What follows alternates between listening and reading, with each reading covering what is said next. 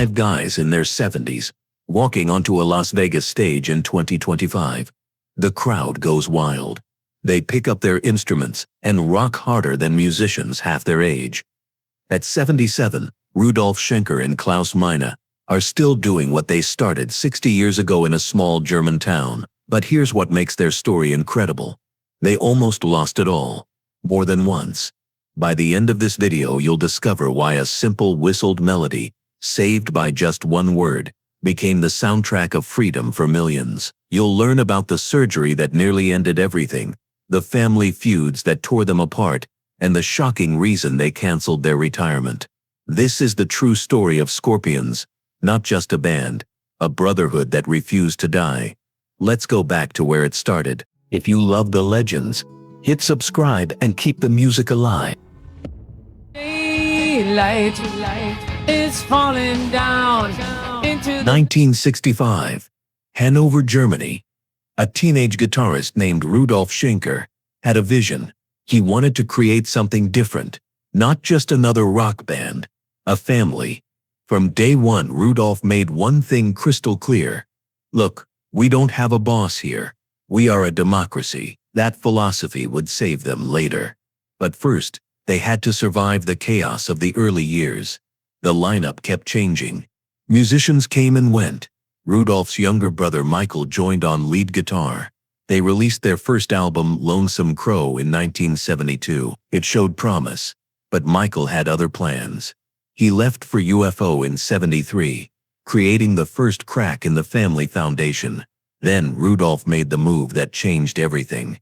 He merged with another local band called Roth. Suddenly, Scorpions had a new lead guitarist named John Roth, a bassist named Francis Buchholz, and a vocalist with a voice unlike anything Germany had heard. His name was Klaus Meine, and his voice would eventually reach 100 million people worldwide. But that journey would nearly destroy him first. In 1978, one more piece fell into place. Matthias Jabs joined on guitar. Years later, he'd admit he needed thick skin to fit into this tight circle.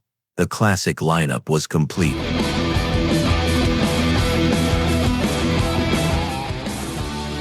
just want to get out. The 80s hit like a hurricane, and that's exactly what they called one of their biggest songs.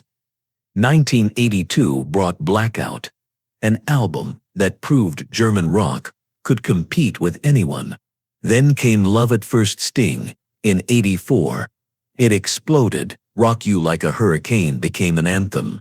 Still Loving You became the song couples slow danced to at proms across America. Behind that hurricane was a drummer named Herman Rarebell. Herman didn't just keep the beat. He wrote the lyrics to some of their hardest rocking songs. His dirty rock lyrics fit Klaus's romantic ballads like two sides of the same coin. One minute you're hearing about wild nights, the next you're crying over lost love.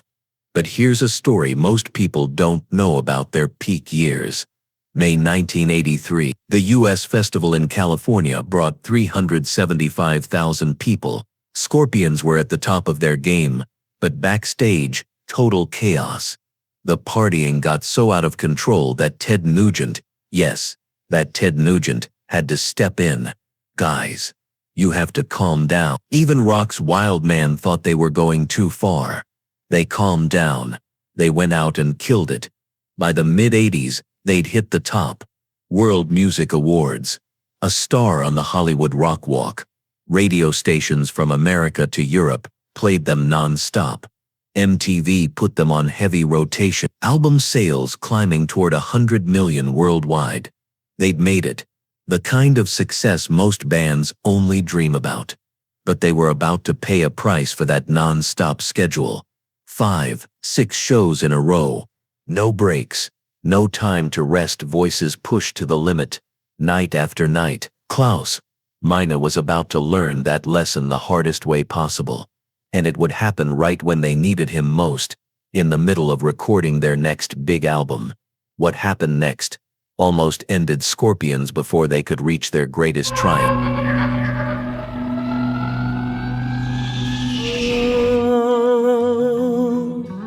Sun Not everything was perfect behind the scenes. Creative tensions started showing up as early as the late 70s.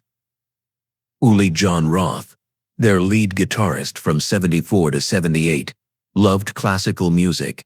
He wanted to blend rock with complex, almost symphonic sounds. He once said Rudolph and Klaus were one of the best songwriting teams ever.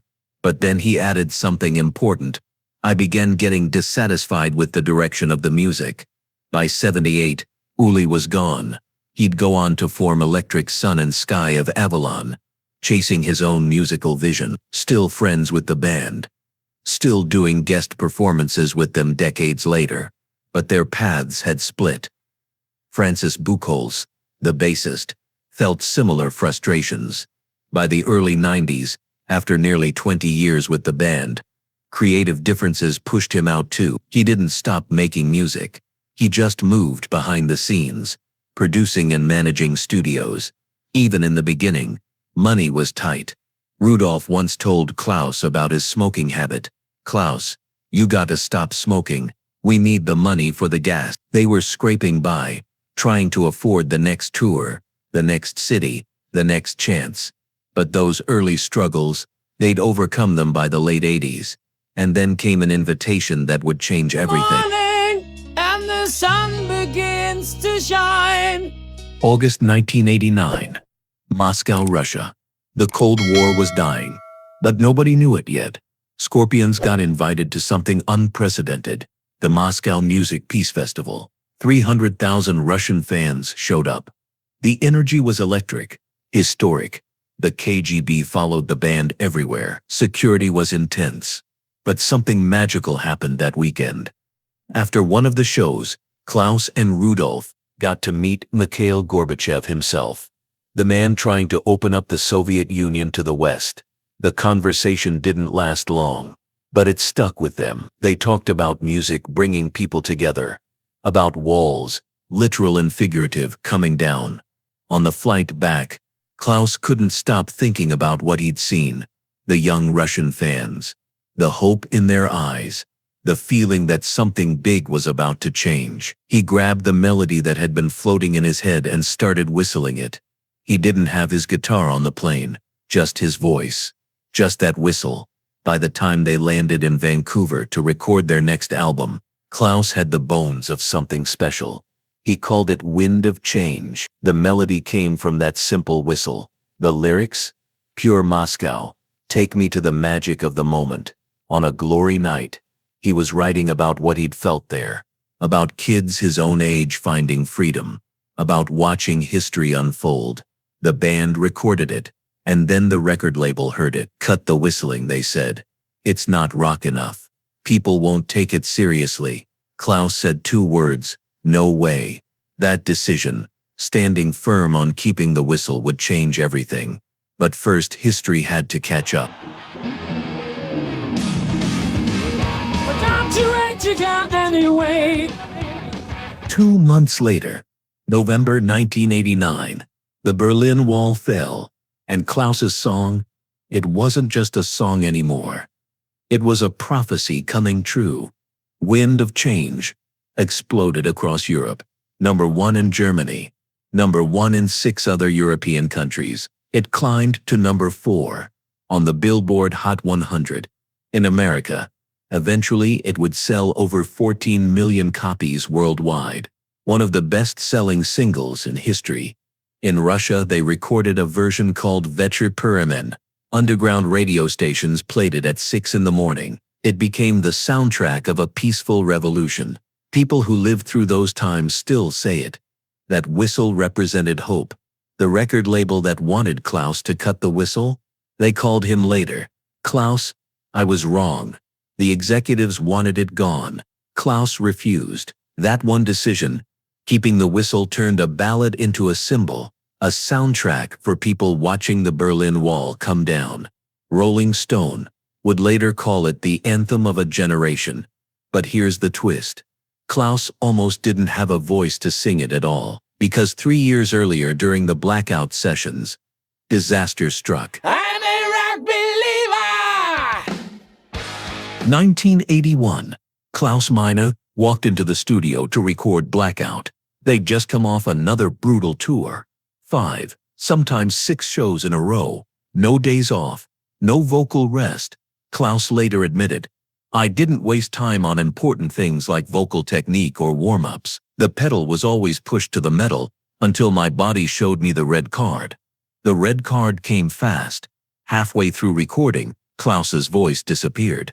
Not strained, not tired, gone. He could barely speak, let alone sing. Doctors found nodes on his vocal cords, then polyps. They needed immediate surgery, laser surgery to cut them out.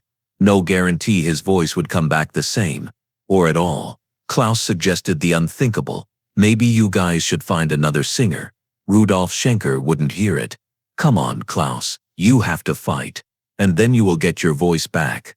They brought in Don Dokken to sing guide vocals temporarily. The album had to keep moving, but everyone knew, without Klaus, this wasn't Scorpions. Klaus flew to Vienna to work with a vocal specialist. Months of careful recovery, rebuilding his voice from scratch, learning proper technique for the first time in his career. When he came back to the studio, his voice wasn't just back. It was stronger, clearer. Everything went not only well, but very well, Klaus said later. The core was intact. Here I am! But not everyone stayed for the whole ride. Over the decades, members left. Some by choice, some pushed out. Their paths split in every direction. Michael Schenker, Rudolf's younger brother, became the most successful of all the former members. After leaving Scorpions in '73, he joined UFO and became one of hard rock's most influential guitarists. Then he formed the Michael Schenker Group. Solo albums, world tours, millions of records sold. Today he still tours with Temple of Rock, sometimes bringing along Herman Rarebell. Uli Jon Roth kept going his own way. Electric Sun, Sky of Avalon, mixing classical music with rock. He didn't reach Scorpions level fame, but Uli built a dedicated following.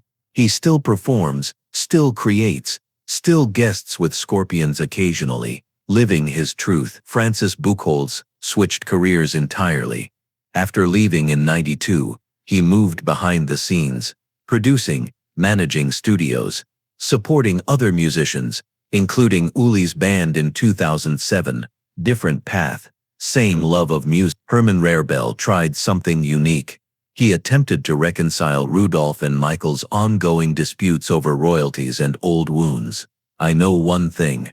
All the money has been paid," Herman said publicly in 2012.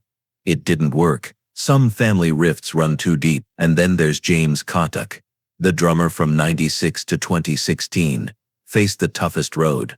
Personal challenges led to his dismissal. He's kept a low profile since. Different paths, different outcomes, but every one of them carries Scorpions with them. 2010. Scorpions announced their farewell tour. Klaus was philosophical. "Okay, one last great tour. This is a good moment to leave." They started touring, and something unexpected happened. YouTube had exploded. A whole new generation discovered their music. Kids who weren't even born when Wind of Change came out were showing up at concerts. Young fans who didn't want to let them go. Rudolf noticed, "The farewell tour really kicked our ass. We had a creative jump writing new material." By 2012, they made a shocking announcement. They were canceling retirement. Matthias Jabs later said, "To be honest, it's still a mystery to me how the idea of retirement could have created such a stir in the first place." Klaus put it simply, "The band is quite simply our life. The last 10 years have been simply fantastic. We've still got enough gas in the tank." They weren't done. Not even close. Reach the peak, but what remains when the applause fades? Hit subscribe to uncover the stories behind the legends of music. This is Untold Music Legends. Today the core lineup is still alive and rocking. Rudolf and Klaus, both 77. Matthias at 70. Paul, who came aboard in 2003, 58. Mickey D on drums since 2016, 62.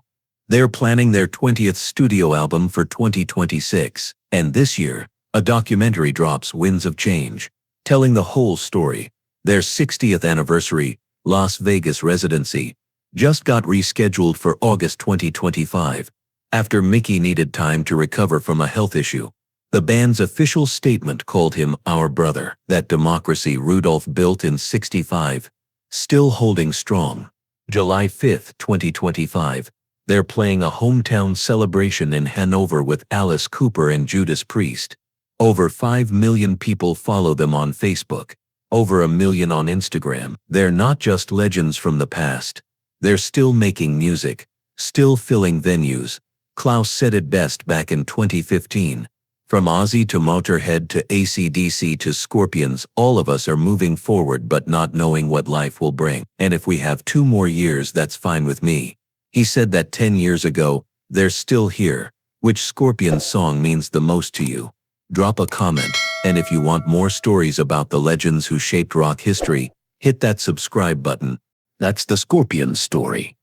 60 years, still going.